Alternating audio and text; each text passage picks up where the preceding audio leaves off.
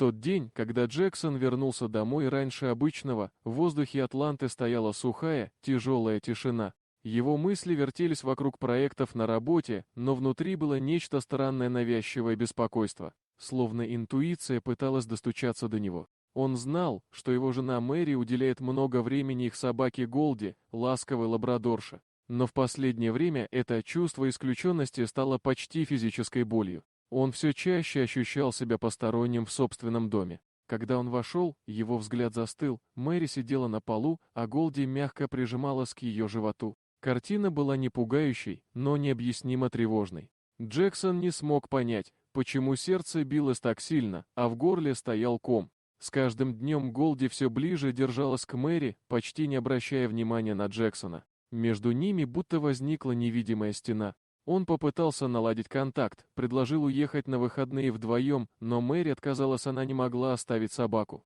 Это оттолкнуло Джексона окончательно. Он устроил Голди отдельную комнату, надеясь восстановить границы и вернуть прежнюю близость с женой. Но вместо улучшений пришло чувство вины. Голди скулила, теряла аппетит, и сил не было даже на игры. В доме росла тревожная тишина. Однажды, доведенный до предела, Джексон отвез собаку в клинику. Ветеринар объяснил, что Голди, вероятно, реагирует на гормональные изменения у Мэри. Он посоветовал ей пройти обследование.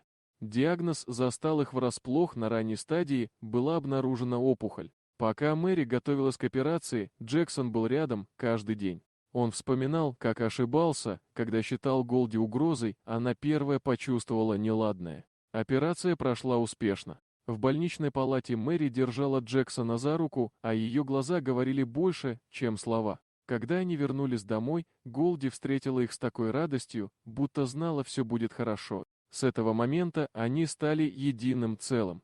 Голди больше не была просто собакой. Она была их связующим звеном, тихим сторожем, почувствовавшим то, что другим не было видно. Теперь Джексон знал наверняка, иногда именно молчаливая преданность животного становится ключом к спасению целой семьи.